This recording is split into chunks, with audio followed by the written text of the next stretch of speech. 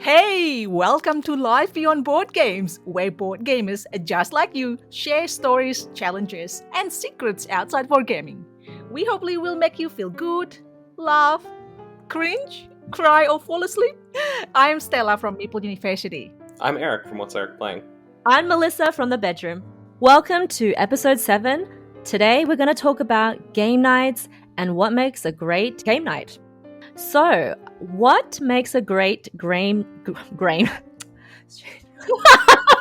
What? Groms? Yep. Grom? Yes. Grom. What Grom, makes grom. a great or memorable game night for you guys? Well, when I'm gromming my game Grom,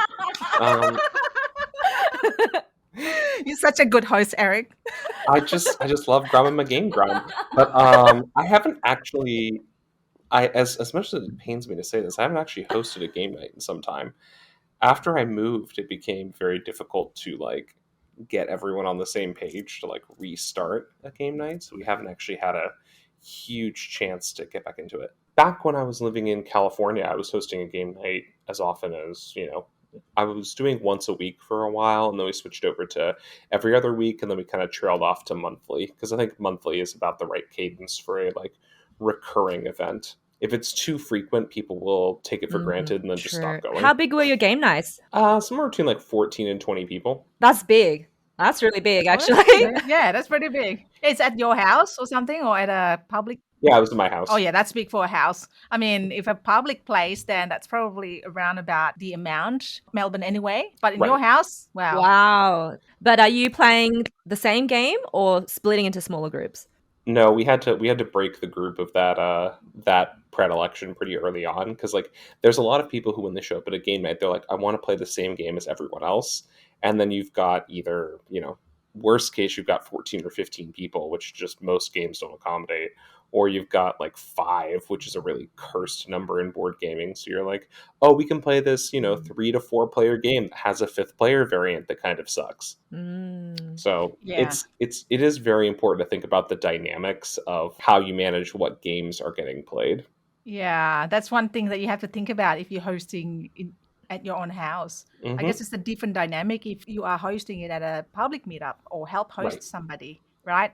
Right. I think at a public meetup, there's less of an expectation that you're hosting, and it's more like we're all coming together at this place to play games. Whereas if people are coming over to my house, I am in charge of it. So people expect me to teach, people expect me to do X, Y, and Z stuff. Yep. So you have to be prepared to teach a lot of different games. Often I wasn't actually playing that many games until maybe 2 hours in, because that's finally when people would get settled, and I could sit down myself. Yes, there are that sort of expectation, and that's all about, again, expectation, isn't it? I mean, if you communicate at the start that, oh yeah, this is a game night, everyone, we want to play this, or whoever that wants to play their games, bring their games, then there will be a different expectation. Then, it really depends what you want to do. If you're happy with that, to teach everyone, then yes, but otherwise, I want to play.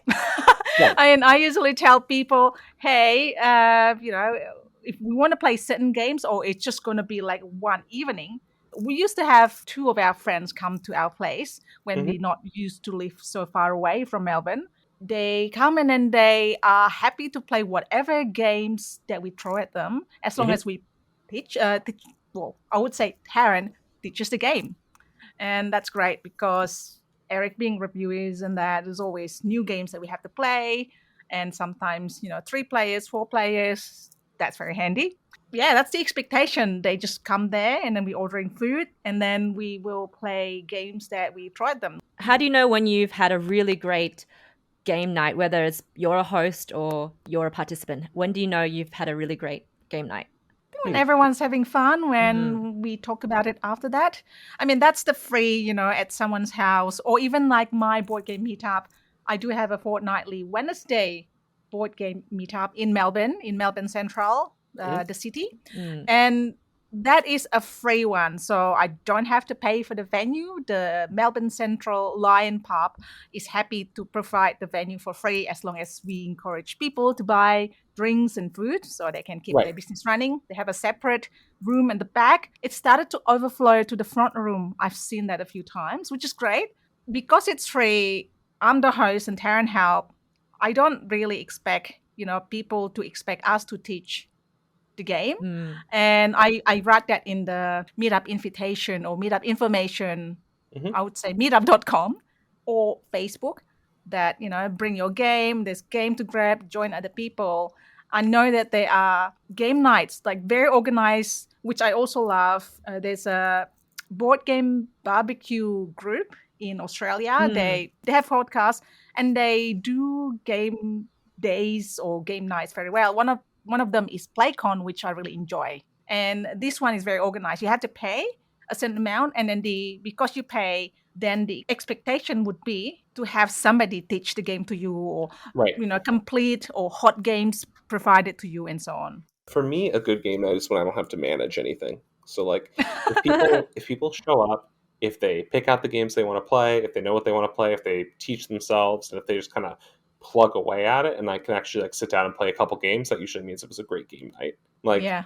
there were things that I used to have to deal with that I felt like were a huge waste of my time, like managing players who just couldn't handle losing, or who were being childish, or like people who were devoting themselves to making bad game experiences for other people.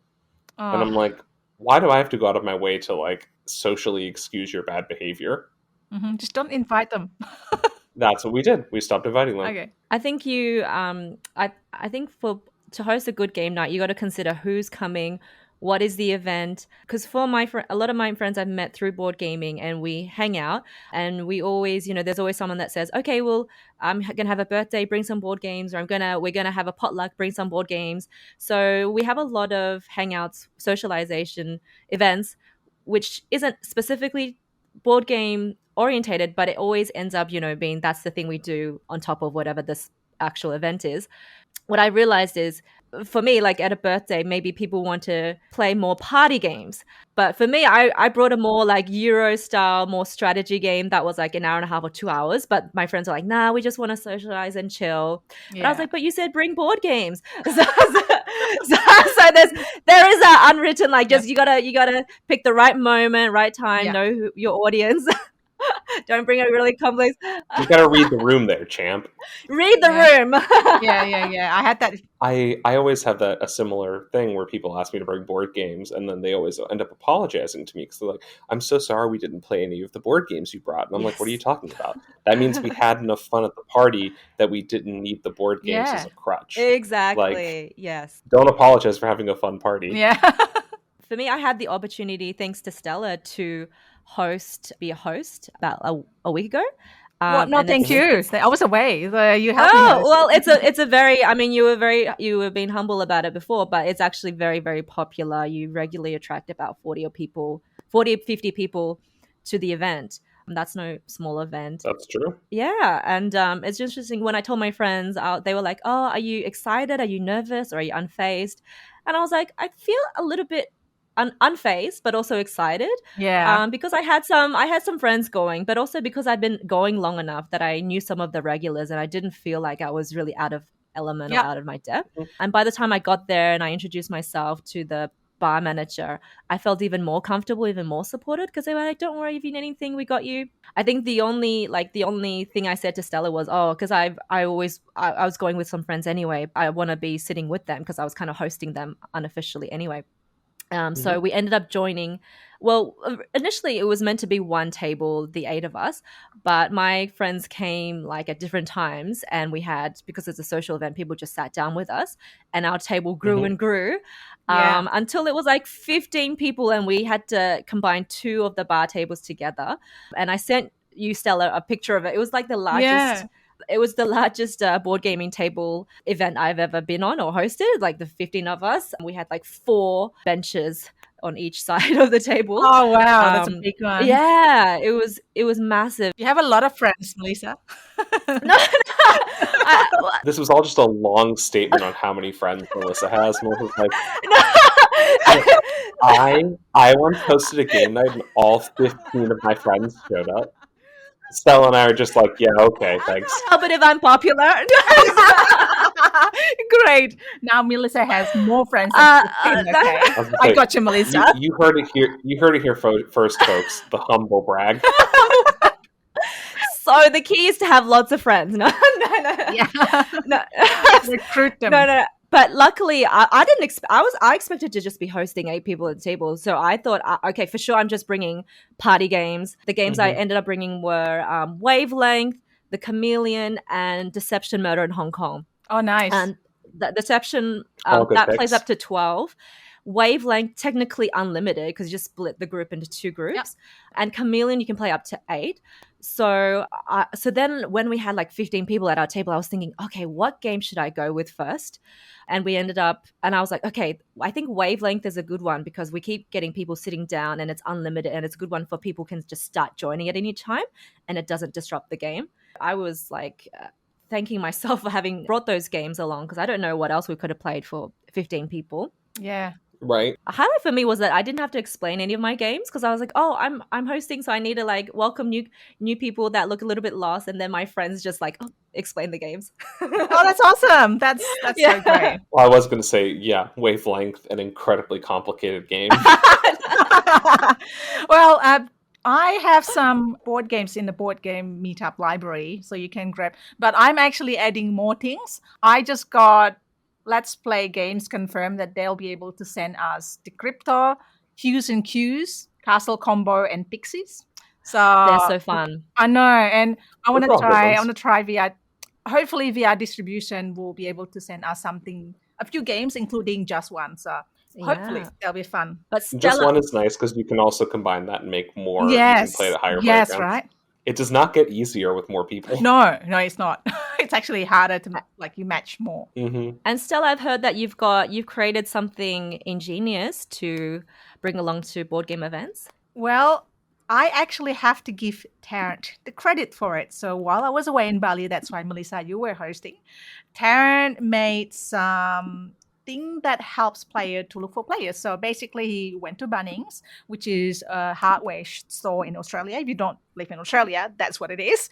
And he got some wooden pieces. He cut into little pieces, and he got some round cylinder poles, skinny poles. He put on top of the bulky wooden piece, and he will put a flag. It says looking for players, either light party games or medium game or heavy game. So we're gonna start bringing that the next time we go to our board game meetup in the city. So yeah, That's thanks, really that's going to be That's a lot of really fun. handy because when I was hosting last week, I remember going up to a newcomer and she was like, "Oh, I was planning on I don't know anyone and that game looks a bit intimidating." I think that the flag to signal whether they're looking for new players or not, it will be so handy for those players that are a bit more reluctant. And I think there should also be one that indicates where the host is. Don't you think? I don't have that. That's actually not a bad idea. Not a I'm bad still pro host, Sash. Hostess with the mostess. idea. No one will say it. It was like it needs to be something that stands out. That's probably not a bad idea. So most of the people that attend my board game meetup pretty much know what they're doing, but sometimes they're newbies, sometimes they need to ask questions. Then they know where the host table is because the host will still be playing. Sounds bad. I try not to hold their hands, but in a good way, so they know is what they need to do when they come, grab the games or join other people. But yes, Right. I agree. There are times where people want to ask questions, which I'll be able to help. But like, I want to try to balance it as well because I'll be playing with a few people and I don't want their game to be interrupted because I have to go out Yes, and I help think other people that's as well. the thing. So- Well, for listeners that don't know, Stella is more of an undercover host, so she's she's very humble about It's true. hosting. So I know, like when I went with some friends last time, and I introduced you to my friends, they were like, "Oh, we didn't know there was a host for this event," but I think it's good, so people know who's the one that's actually facilitated this event that allows people to make friends and have so much fun. You should get the credit. But I Yes, also yes. understand your point of view in that, when you're hosting, you're kind of looking out for newbies and you're kind of showing them around the venue. So you do get interrupted quite regularly. And if you had like a more big flag Right. saying that I'm the host, you might get more people interrupting you and asking you, can you maybe go over to this table and explain how to play this game? Because I know I've been to events where the hosts do a little bit more hand holding and they'll actually spend 5-10 minutes actually Yes. explaining, going through how this game is played, that I barely see them having any time to play board games themselves because they're so absorbed in hosting. And Yes. so there's a lot of sacrifice involved as well. But I'm like you, I like to play the Those, game. yes, Yeah, baby. play games. Yeah, I know. I seen like board game meetups. You pay some. Usually they involve you pay Yep. some ticket fees, and then there's gonna be like a full time one or more hosts that will go around and help people. So that's a different kind of like type of board game host thing. Like I'm a No. fake host, really. I'm not a good host. Yeah, okay. You're a very good host, Yeah, Stella. thanks. Yeah, because I think Thank you, Melissa. Well, I like to do a little bit more. the thing I think that's most important about the host is that you create that the atmosphere of it being welcoming. You kind of set the trend. You know, if a host was not very welcoming, I don't know if I'd really want to go back to the event. But I think you attract very, very, very Very much lovely so. people Yes. that want to repeat. You attract so many repeat regulars that have been going there for years, like me, because you know it's a Yes. very friendly, Yes. welcoming atmosphere, and I think you have a lot to do with setting that tone and bringing in similar people to you. I remember the first time you came, or the first time I remember you were there, Melissa. I was so happy, yay! Because it's like, hey, there's a nice, friendly looking woman that comes to my meetup. You know, it's like I always try to encourage women to come to my meetup because the host is half woman. I mean, but yeah, I remember when you first came in, I was like, oh, I was so happy, like, oh wow, like That's so welcome, sweet. and I did that to some, but then some people are, they know what they're doing. So I'll be Mhm. like, have you been to board game meetup? And yes, I have. Oh, like this is like this and this. You just grab game, join games, or That is something I'm conscious whatever. of because surprisingly, board games is quite heavily skewed to a male audience. Where I just Mhm. think like Yes, yes. whereas I think it's an activity that like it's not like physically demanding like a sport that might be more like males might like it. But so I'm just a little bit more surprised that more women haven't been into it. So when you can encourage women to participate, I brought along to that event like 3 or 4 of my girlfriends. So we had a good amount of females Yes, representing. great. That's awesome. But yeah, I think it's important to Yeah. to I don't know, just be showing, welcoming. It's yeah, Yeah, I know what you mean. It's just like inherently, it's just that yeah, and I think for it is some reason. intimidating. So Like I if always you just see like encourage. a Yeah. table of 8 men just playing like a heavy looking board game, you might not be like as a female want to sit Yeah. down or introduce yourself. So when you have more females, that Mhm. tends to attract more females. Yeah. Yeah. Yeah, that is unfortunately a bit of a what is it, the a common like chicken and egg problem though, because it's the same for a lot of minority groups. Like I'm very uncomfortable sometimes if I'm the only Mm. black person in a like in a group, in a venue, in Yeah. an arena, but then that means that you hit a point where nobody wants to be the first person there. Mm, And so there is Yeah. something Yeah. to how do you create an inclusive hosting mm, environment so that people are encouraged to branch out of their comfort zone a little mm. bit. And I'm not here to say that that is an easy problem to solve. Do you think it's better to like for public events to go to shop early, shop on time, or shop a bit late? I'm a weirdo, so I'm always early. You're not a weirdo. I'm a weirdo. It's fine. I like to show up like maybe 5 minutes later if I'm like just a participant, just to because then there's some groups are formed. Then I can walk around, have a look at the general vibe of the group or what games they're playing, and then determine which table I want to sit on. Rather than, but some people say it's better to go early, meet the host, let the host introduce you to other people before the host gets inundated with other people. What do you think, Stella? If you're like nervous, because you're going to like a board game social meetup on your own, do you think the tip you would give that person is it best to go 5 minutes early, go 5 minutes late, or go straight, make a beeline to the host? What's your tip if you're feeling reluctant or nervous? I know that there's one good board game meetup that's hosts the whole day, and there's a rules about the first half of the day you must play party games only. And I did not understand that rules until I realized that it's a easy way to introduce games to people. People can join in and out easily until they get into a game, and then they can move on to heavier strategy game during the late part of the day. So it's called Cafe Games. That's where I met Tarrant, by the way. So I appreciate that rule if they can have something light where people can join in and out then later on. Whether they come like the first 4 hours or something like that must be a light games, and then later on they can play heavier games. I can understand the reasoning behind that so that people can join in, not like people arrive late and then everyone's in the happy games and then they can't join. But that's not possible in the evening because it's only like 3 hours or 4 hours or something like that. So if you knew, I would say to arrive on time.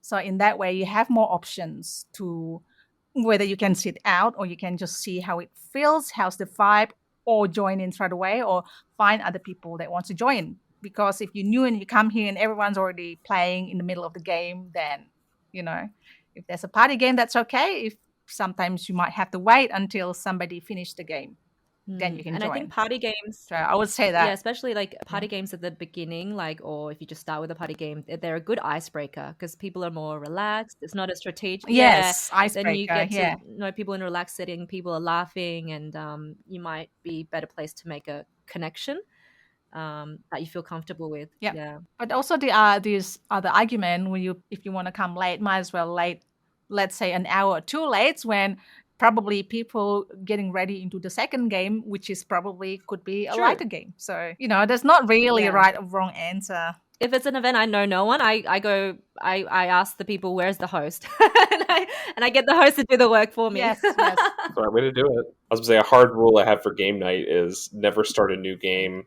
Like a new game being a like harder, more challenging, or like more intense game after 9 p.m. Oh yes, agree. That has saved us so much angst. Yes. Because now people we only do party games or games everyone already knows after 9 p.m. Yeah. And people's brain power, they start to fade after 9 p.m. So that's when you go like the lightest game possible. But how do you guys know when to? That's another thing. Like it takes like some social reading of like when to move on from one game to the next game to the next game. There's always that moment when you guys are having so much fun, and then it's like, do you keep playing the same game or do you go for something different? If it's a social game, if it's short social game and you can see that people started to like the laugh started to die down, like okay, let's move on to the next one, right? Yeah, no, I completely agree. Easy. All right. Well, thank you all for listening. Hope you made a good companion for your driving, house chores, walks, routines, or maybe you have this on in the background at your game night. Who knows? If you do enjoy it, please follow and leave us a good review so we can keep making more podcasts for you. If you did not enjoy it or you have any critical feedback, you can message one of us privately, and we're definitely going to read it. Maybe Eric. Just message Eric, spam him. It's his fault. Message me, include in the subject line, I have negative feedback, so that my Gmail filter can just put that right in the trash. Hey, I can say I welcome feedback. I don't have to say what I do with the feedback once I get it. But oh no. Thanks again for listening, and we will catch you next episode. Thanks everyone. Bye. Thanks everyone for listening. Bye.